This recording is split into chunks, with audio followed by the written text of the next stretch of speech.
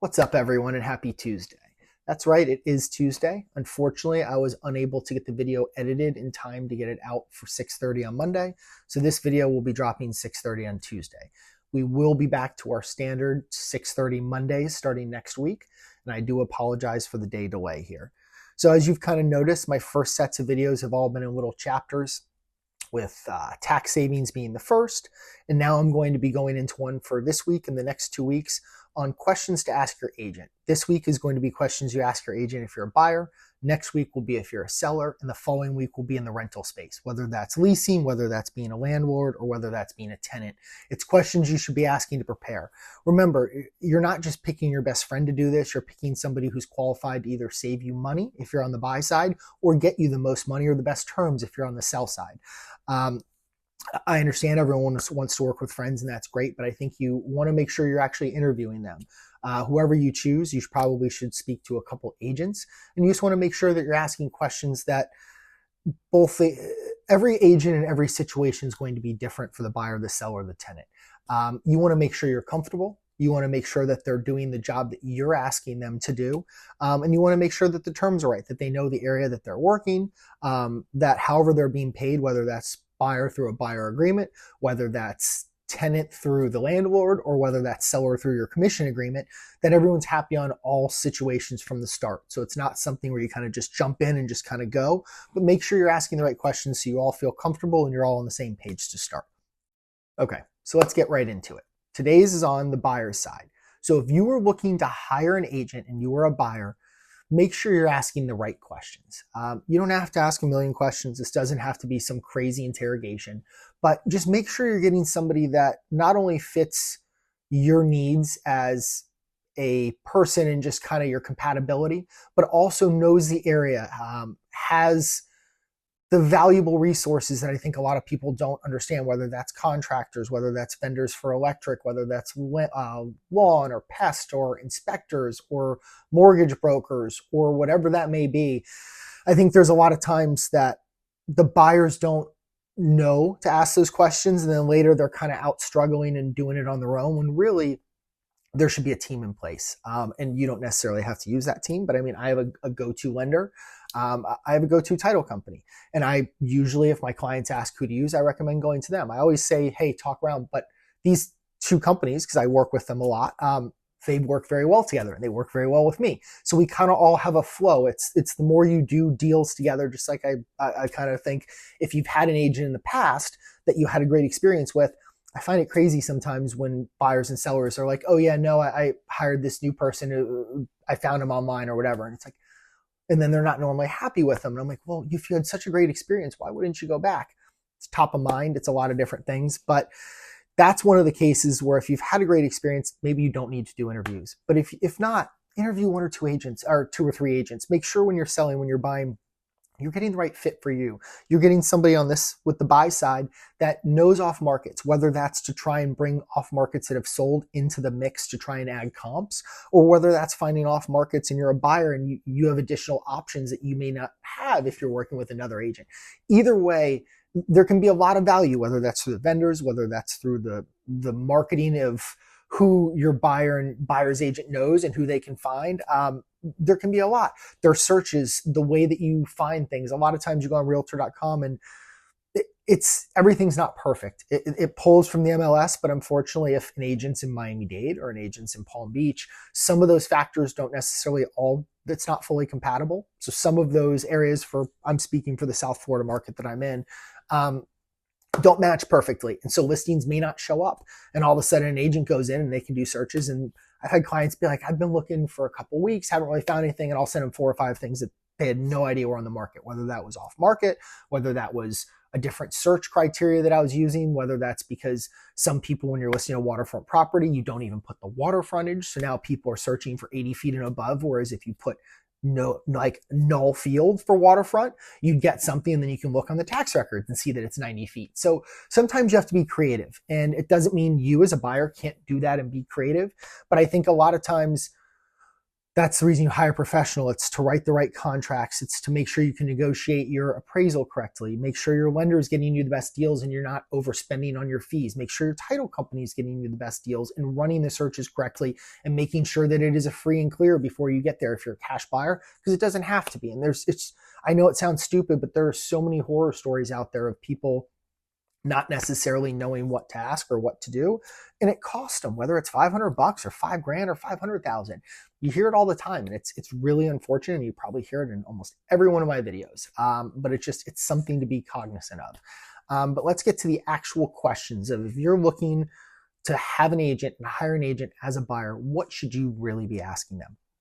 First of all, the big one is, and I know it's kind of commonplace but silly, how long have you been doing this? And I don't mean it like, hey, I've been doing this 50 years, but I only sell one house a year. My next questions, I'll kind of break it down a little bit more, but you want to make sure it's not a green new agent.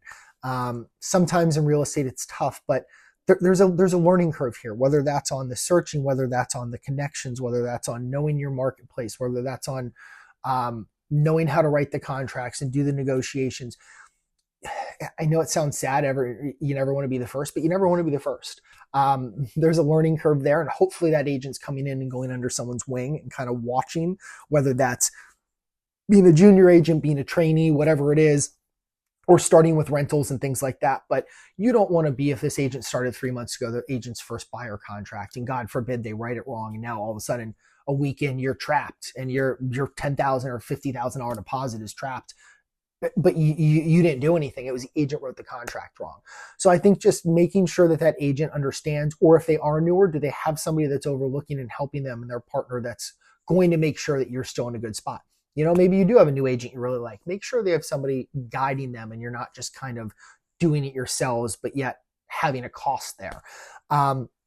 So with that, it's not just being how long you've been doing it, but it's how many deals a year do you do? What's the price point of the deals?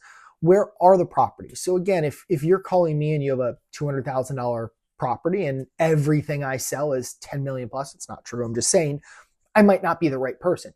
Just like if you call me and you say, hey, I have a condo I'm selling and I haven't sold a condo in 7 years, probably not the right person. You want to make sure that the person is sold in your area, knows your area. I mean, where I live in Lighthouse Point, if you live 30 minutes north or 30 minutes south, you know the area, you can know the basic streets, you're not going to know the area. And what I mean by that is you're not going to know all the intricacies of what's going on with the city, what's going on with putting the power underground, all the sports going on, the new community center, all the events that go on a regular basis, where you would send your kids to school, what schools are around here, what events are going on. Are there yacht clubs? Where do you put your boat? There's a million questions. And I think when you're local to an area or hyper local to an area, it really helps you. So if you're an agent and you work all up in Broward County like I do, I'm probably not the agent I lived in Coral Gables for 6 years. I'm not the agent to list your house in Coral Gables. I'm probably the agent you can call, and my team works down there, and I will get you a killer agent, and I will partner with them, make sure you get the best service down there, and then you can still utilize my knowledge, my help, things like that. I think too many agents try and do it all, and they're putting themselves first and not the client. Make sure when you're interviewing your agent, whether it is for a buyer, seller, tenant, landlord, whatever it is, that they're putting you first. The money should not be first. It should be a secondary option that comes when the deal is done, but it shouldn't be the main motivator. And I know there's a lot of people that it is the main motivator, and it's unfortunate, but make sure when you're hiring your agent that they're putting you first, making sure that if commission adjusts, whatever it may be, that it's not affecting you and it's not putting you in a spot where now the deal's costing you more than it should, or they're pushing you through an inspection or through an appraisal on something that you really shouldn't be. You should be walking or asking for a credit because they need this deal to close. No agent should ever need this deal to close. So please make sure that you're working with an agent who has your best interest, who knows the area, who works your price point. Like I said, if you're in a single family home, work with an agent who specializes in single family homes. If you're an agent that lives in a certain area or you're looking to sell or buy in a certain area, like buying in Royal Palm or buying in Lighthouse Point, call an agent that works in that area, that knows that area. They don't have to necessarily live there, but make sure they know the area well enough that they're going to not be doing you a disservice. And that's really one of my biggest issues. Now, I do want to just look and see. Um, yeah, so that's really it. I want to just make sure I didn't miss anything for you guys. But I mean, the big thing I guess I want to harp on for a buyer is just because there's new buyer agreements, it doesn't mean the agent is going to cost you money. Most of these deals, and when I say most, I mean 95% of the deals I've done and agents I've talked to, they're still offering out 2.5, 3% for commission. My two deals, I'm offering 2 and 3% for my commission. The other one we had was 3% out. So the money's still there. So your agent's going to get paid and it's not necessarily coming out of your pocket.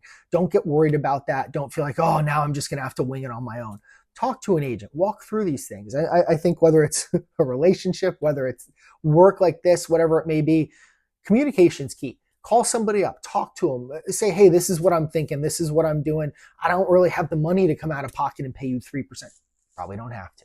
You know, I mean, I'm happy to work with my clients, and 95% of the time, again, it's coming from the seller anyway. So you don't have to come out of pocket. You don't have to do anything, but you get me as a resource. And whether it's me, whether it's another agent in Idaho or Orlando, or just another agent here that you want to work with, your realtor should be your trusted resource, whether that's, like I said, for insurance, for title companies, for inspectors, for lenders, for just how to negotiate contracts, how to write contracts, how if you're looking to buy and sell, how to coordinate that together, how if you're renting, how to go from a rental to a purchase. There's a lot of little intricacies that when done correctly can make things so much easier on such a stressful move, on such a stressful thing. Like I said, you're always moving, whether it's a buy, a sell, a rent, there's moving there.